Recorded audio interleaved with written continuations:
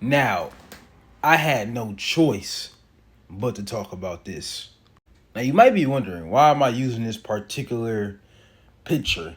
Well, I used this particular picture because did y'all notice how Roman Reigns didn't dap up Jimmy Uso this whole segment? He actually skipped past Jimmy Uso to dap up Jay.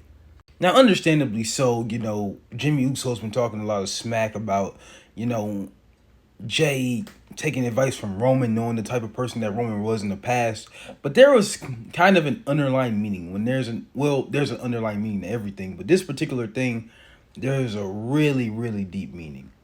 Because if we remember previously in the bloodline with the whole story, Roman Reigns made the point that Jimmy was kind of dragging Jay down because while the Usos were still in the bloodline, they were the longest reigning tag team champions ever.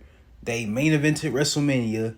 They beat some of the best tag teams in the world. Like, they done all of these things, accomplished all of these things under the tutelage and presence of Roman Reigns.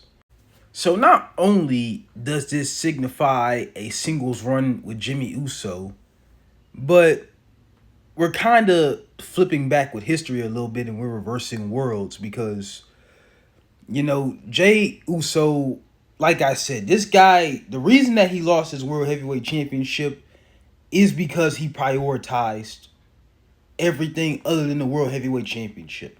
Like, Jimmy Uso is keeping him away from that.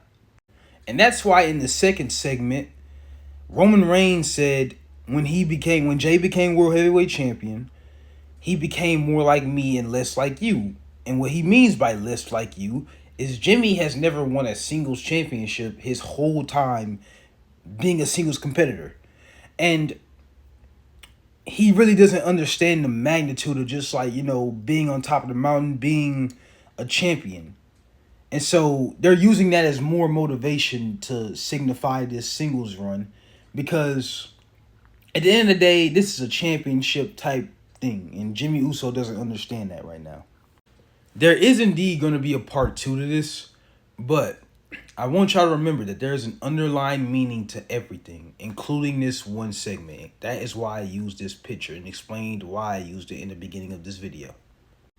Let me know what y'all think in the comments section, and part 2 coming soon.